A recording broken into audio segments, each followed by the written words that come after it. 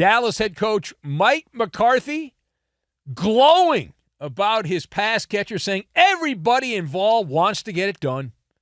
Talking about CeeDee Lamb in regards to a contract extension with his number one receiver. Now, Jerry Jones, though, he did not say anything. Radio silence from Jerry Jones. He refused, Jerry, to give any updates. You know Jerry loves to give updates on this kind of stuff, but he did not regarding CeeDee Lamb. Now, this comes amid multiple reports that the disgruntled Cowboy pass catcher, CeeDee Lamb, and the Cowboys are still trying to find the, quote, sweet spot on a new contract. So let us discuss the question. How do you interpret the weekend reporting saying that CeeDee Lamb and the Cowboys are still trying to find the, in air quotes, sweet spot on a new contract? So I've got Meow Mix, Mule, and Lens Crafters. And we will combine all of these things together, and we are going to make a piñata, because talking about the Dallas Cowboys is like a piñata. You just keep swinging at it, and eventually the candy will fall out, and we'll all get some candy. So, listen, what this means, trying to find the sweet spot, that means there's no deal. Okay, that's what that means. This is not that hard. This is not that difficult. They continue to be at loggerheads. There is no getting a deal done. It's pretty clear. Jerry Jones, and I think he made the right call here. He waited, but the opportunity to get a deal done would be at the beginning before everything went bonkers on the receiver market. CeeDee Lamb wants a truck filled with gold bullion. Jerry Jones rightfully has been reluctant to pay any of his big-name players. Why would he? They're abject failures in big games. So why would you sign up for that? You don't have to. No one's forcing you to do that. And so we're at the point now where it's getting late early. The window would have been early on in the offseason to work out an agreement. They didn't do that. And so now it's getting late. And we're at the Meow Mix part of the story where they're fighting like cats and dogs here. Kitty cats and puppy dogs. They're fighting out there, and it's getting down to that nut-cutting time, which means that Jerry's likely going to cave in the day before the start of the regular season, and there'll be some announcement coming down the pike that the Cowboys have signed everybody. I hope that doesn't happen, but no more exhibition games. Hallelujah! Hallelujah. That turd burger between the Patriots and the, whatever they're called, the Washington nameless team, that closed out the exhibition season. So no more exhibition football. But we're in the final inning before lights, camera, action for the 2024 regular season. Jerry Jones should be taken on a private helicopter to his private yacht and then go out to the Bermuda Triangle and hang out there before the season begins. Now, speaking of the Cowboys, on the field in Dallas, Trey Lance became the first quarterback since at least 2015 to throw not one, not two, not three, not four, but five interceptions in an exhibition game. That's where the team's not game planning to stop you. They're just running generic defenses. So you'd think it'd be easier because they're not actually trying to slow down your weaknesses? No. He threw 5 interceptions. Can you say the great wrestler El Stinko for Trey Lance there against the Chargers? So now Lance, after that performance against the Chargers, Trey Lance said, you just got to flush it and turn the page. Very similar to Jalen Hurts.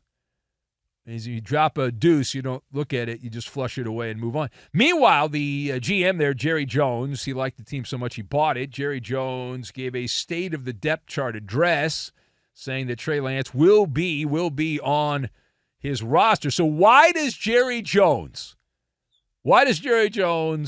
go on the record saying that Trey Lance will be the Cowboys? He didn't say backup per se, but he said on the roster after a wretched performance in his final tune-up for the regular season. So why would you do that? Why would you go on the record if you're Jerry Jones? So it's right now between Cooper Rush and Trey Lance as to who will be the backup quarterback at this point, unless the wild card is that Jerry would go outside the building and outside the star and bring somebody else in. But Jerry, and I respect this as someone that has similar wiring to Jerry Jones. I don't have the money, but very, very stubborn like a mule. Jerry is like a mule, not a Russian mule, just a regular mule, and I understand that. But in the master plan, in the grand master plan, Trey Lance, in Jerry's head, is the perfect developmental quarterback. Makes all the sense in the world. You spoon-feed Trey Lance baby food, and you just sit back and you let him matriculate the ball down the field in your head as the caddy to Dak Prescott, plan B, with a shaky contractual future in Dallas. And Jerry Jones, he went out, he scooped up Trey Lance, who was the number 3 overall pick. Remember the 49ers? Traded the entire draft to the Dolphins to get Trey Lance, only to find somebody else named Brock Purdy, who's better than him in the draft. But back in the 2021 draft, one of the great stories of bamboozlement in NFL history. They should do movies, documentaries, and write books about how Trey Lance was able to fool dumb NFL people into making him the number 3 overall pick. One of the great heists of our time. He can't play. That's from what I've seen, he can't play. But yeah, we're going to wait. He was the 3rd pick of the 2021 draft.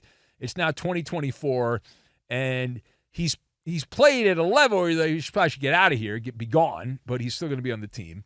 And for a cup of coffee, the Cowboys got Trey Lance for a cup of coffee and some donut holes to be named later. So they're betting a little, thinking they're going to win a lot. At this point, that's not exactly reaching the landing zone, if you will. Trey Lance has been an absolute stumble bum, a disheveled mess when he has played. All right, last word, we head to Cleveland, where the Browns stunk it up in the exhibition season, for whatever that's worth. Not much. Now, Coach Kevin Stefanski, who got a contract extension not that long ago, he said he is, quote, very confident, close quote, in the amount of work Deshaun Watson has done this summer. That's my quarterback.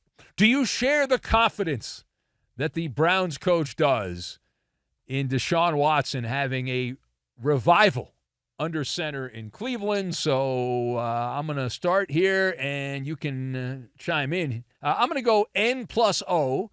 And that equals no. No to infinity and beyond. No. Come on. Now, this is classic coach speech by Kevin Stefanski. It's like he went down to Lens Crafters and picked up some Browns-colored glasses, which they don't sell a lot of. Most people don't want Browns-colored glasses. They're like, I think we're good. But appropriately enough, the performance of the Cleveland quarterback the last couple of years, who has statistically been in the bottom 5 in every major category. Every major category. Deshaun Watson has been a bottom 5 quarterback. Deshaun Watson is the poison pill. And the Browns signed up for it. They signed up for it. They beat out the Saints and the Falcons and these other teams to get the booby prize. He got paid and the Brownies got played. And they're stuck with him. How many terrible seasons? Just between me and you, because we're the only ones up. Just between me and you, how many terrible seasons must Watson endure before someone in Cleveland goes on the record and calls a spade a spade? Because we're already up to several right now, and how many more we got? Under any reasonable measurement, Deshaun Watson blows. But he does do very well in the happy baby yoga pose. So there is that. Maybe they just like him for that. They should have a happy baby yoga play they should run in the playbook.